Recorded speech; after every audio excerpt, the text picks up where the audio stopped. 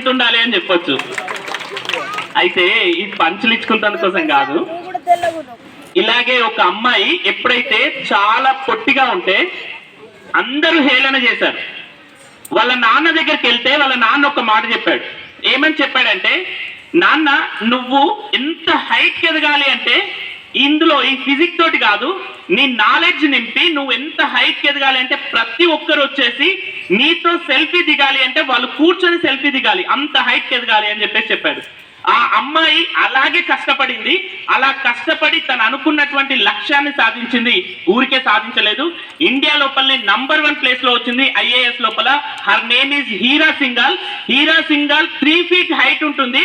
ఎప్పుడైతే కొందరు ఫ్రెండ్స్ హేళన చేశారు, తన బెంచ్ లో కూర్చుండబెట్టుకునేందుకు కోసం కూడా తను కూర్చోబెట్టుకోలేరు. హీరా సింఘాల్ ని ఇంటర్వ్యూర్ అడిగాడు, మీరు ఎప్పుడైనా అవమానం ఎదుర్కొన్నారా మేడం అంటే, నా జీవితంలో అవమానం ఎదుర్కోలేని రోజు లేదు అని చెప్పింది. అలాంటి అమ్మాయి అంత హైట్ సాధించింది. రీసెంట్ గా మోడీ గారు తనతో ఫోటో తీసుకున్నప్పుడు తను వంగి అక్కడ ఫోటో తీసుకున్నారు. అంటే లైఫ్ లో సాధించాలి అంటే అలా సాధించాలి. అర్థమవుతుందా? That is called perception. అయితే my physics are is responsible ఇట్లా చెప్తుంటారు కదా. ఇది కరెక్టేనా? మరి ఇది కరెక్టా? సక్సెస్ అయితే నేనే తోపు, నేను తీసుకొచ్చింది. ఫెయిల్ అయితే మాత్రం మా కోచ్, మా మాస్టర్, మా మెంటర్, మా టీచర్ వల్ల నేను ఫెయిల్ అయినా అని చెప్తూ ఉంటారు చాలా మంది.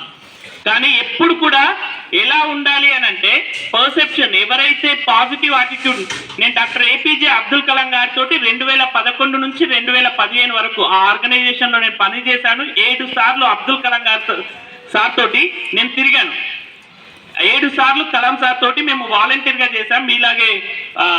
ఇలాగే కూర్చుండి కొన్ని ప్రోగ్రామ్స్కి వెళ్ళాం. లీడ్ ఇండియా 2020 అని నేను దానికి ట్రైనింగ్ మేనేజర్ గా చేశాను. కలాం సార్ ఎప్పుడు ఒక్కటే చెప్పేవారు, ఏంటి అంటే స్టూడెంట్స్ ఎప్పుడైతే డెవలప్ అవుతారో నేషన్ డెవలప్ అవుతుంది. ఇండియా ఇస్ డెవలపింగ్ కంట్రీ అంటున్నాం, కానీ డెవలప్డ్ కంట్రీ అనలేకపోతున్నాం. దానికి కారణం ఏంటి అంటే స్టూడెంట్ ఎంపవర్మెంట్. స్టూడెంట్ ఎప్పుడైతే ఎంపవర్ అవుతారో డెఫినెట్ గా ఇండియా డెవలప్ అవుతుంది. ప్రతి ఒక్క వ్యక్తి డెవలప్ కావాలి అని చెప్పేసి కలాం సార్ చాలా సార్లు చెప్పేవాడు. సో నేను కూడా ఇక్కడ చెప్పే విషయం ఏంటి అంటే, మనం డెవలప్ కావాలి అంటే మన మైండ్ సెట్ మార్చుకోవాలి అని చెప్పేసి కలాం సార్ అంటుంటారు. మేము ఒకసారి ఇలాగే శ్రీనివాసరావు సార్ లాగా ఒకరు మాకు కాల్ చేశారు. కాల్ చేసి, సార్ మీరు ఇట్లా అబ్దుల్ కలాం గారు ఆర్గనైజేషన్ లో ఉన్నారు కదా, ఒక అమ్మాయికి 137 ర్యాంక్ వచ్చింది, గవర్నమెంట్ స్కూల్ విద్యార్థిని. ఆ అమ్మాయికి మీరు ఏమైనా హెల్ప్ చేయగలుగుతారా అని చెప్పేసి అన్నారు. అనగానే మేము అక్కడికి వెళ్ళాం. 137 ర్యాంక్ సాధించింది. అమ్మాయి పేరు నిరోష. అమ్మపల్లి అని ఒక చిన్న విలేజ్. అక్కడికి ఎప్పుడైతే మేము వెళ్ళామో, వెళ్ళిన తర్వాత వాస్తవంగా మాతో పాటు ఆ సార్ కూడా వచ్చారు, ప్రభుత్వ పాఠశాల యొక్క హెచ్ఎం. ఆ సార్ పేరు శరత్ సార్. మేము వెళ్ళాం. అక్కడికి వెళ్ళిన తర్వాత మేము అక్కడికి వెళ్ళాక సిచ్యువేషన్ ఏంటి అని అంటే, అమ్మాయి మాత్రమే ఉంది, వాళ్ళ అమ్మ లేదు, వాళ్ళ నాన్న లేదు.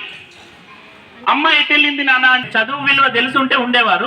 అంతేకాకుండా నువ్వు ఒక రిచ్ కిట్ అయి ఉంటే నీకు సెలబ్రేషన్ జరిగేవి. ఇలా బ్యానర్ కట్టేవాళ్ళు, డీజే పెట్టేవారు, కేక్ కట్ చేయించేవాళ్ళు, పేపర్లో వచ్చేది, టీవీలో వచ్చేది. నువ్వు ఒక సెలబ్రిటీ అయిపోయేదానివి. నువ్వు ఇక్కడ మిగిలిపోయావు, నీకు బాధ అనిపించట్లేదా అంటే అమ్మాయి ఒక మాట చెప్పింది. నిజంగా నా మైండ్ బ్లాక్ అయింది. అమ్మాయి ఏమందంటే, సార్ నేను ఎప్పుడు బాధపడను సార్. మా నాన్న ఒక్కోసారి కొంచెం కోపం వస్తుంది, కానీ మా నాన్న పంచే ప్రేమ వల్ల మేము సరెండర్ అయిపోతాం. మా అమ్మ ఎవరైతే ఉన్నారో తను లేబర్ సార్. నేను ఈ రోజు చెప్పాను, అమ్మ నువ్వు వెళ్ళొద్దు అని చెప్పేసి అంటే, నాన్న నువ్వు రేపు సంపాదించాలి అని అంటే ఇంకా 4 years 5 years పడుతుంది, 5 సంవత్సరాలు పడుతుంది. 5 సంవత్సరాల వరకు నువ్వు తినాలి అంటే 4 వేలు లోపలికి వెళ్ళాలి అంటే నేను ఈరోజు కష్టపడాలి, అందుకు వెళ్తున్నా అని చెప్పేసి అమ్మ చెప్పింది. అందుకే పంపించేశాను సార్. నేను ఒక్కటే అనుకుంటున్నాను, నేను ఎప్పుడు బాధపడాను సార్. ఈ రోజు మీరు అన్నట్టుగానే నేను ఒకవేళ రిచ్ కిట్ అయి ఉంటే ప్రతి ఒక్కరు చెప్పేవాళ్ళు, మీరు అన్నట్టు డీజే పెట్టేవాళ్ళు, కేక్ కట్ చేసేవాళ్ళు. కానీ ఏమని చెప్పేవాళ్ళు సార్, ఫలానా సుబ్బారావు గారి కూతురు, ఫలానా వాళ్ళ కూతురు, ఫలానా వీళ్ళ కూతురు ర్యాంక్ సాధించింది అని చెప్పేసి మా అమ్మ నాన్నను గర్వంగా చెప్పుకునేవాళ్ళు. కానీ నాకొక్క అవకాశం వచ్చింది నా జీవితం లోపల, మా అమ్మ నాన్న రుణం తీర్చుకునే అవకాశం వచ్చింది. ఒక 4 years కష్టపడ్డ తర్వాత నేను డాక్టర్ అయ్యాక మా అమ్మ నాన్నను మార్చుకుంటాను.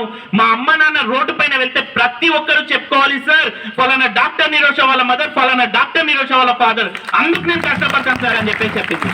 అందుకు నేను కష్టపడతానని చెప్పేసాను. ఒక్కసారి ఆలోచించండి, జస్ట్ ఒక్కసారి ఆలోచించండి. అలా ఉందామా ఇలా ఉందామా? ఓకే, స్కూల్ నాకేమిచ్చిందని కాదు, స్కూల్కి నేనేమి ఇవ్వాలి, అమ్మ నాన్న నాకు ఏమిచ్చారు కాదు, అమ్మ నాన్నకి నేనేమి ఇవ్వాలి అనే ఆలోచన విధానం ఎవరి లోపలైతే ఉంటుందో డెఫినెట్ గా వాళ్ళు వాళ్ళ లైఫ్ ని అద్భుతంగా మార్చుకోగలుగుతారు. అలాంటి ఆలోచన విధానం లేకపోతే మన లైఫ్ ఎప్పుడు ఇలాగే ఉంటుంది. And next, own your choices. ఈ రోజు చాలా కోర్సెస్ ఉన్నాయి నాన్న. మనం ఏమనుకుంటామనంటే రెండే కనిపిస్తాయి మనకి, రెండే కిటికీలు, ఎంపీసీ బైపీసీ, ఎంపీసీ బైపీసీ కదా. మీరు బయటకి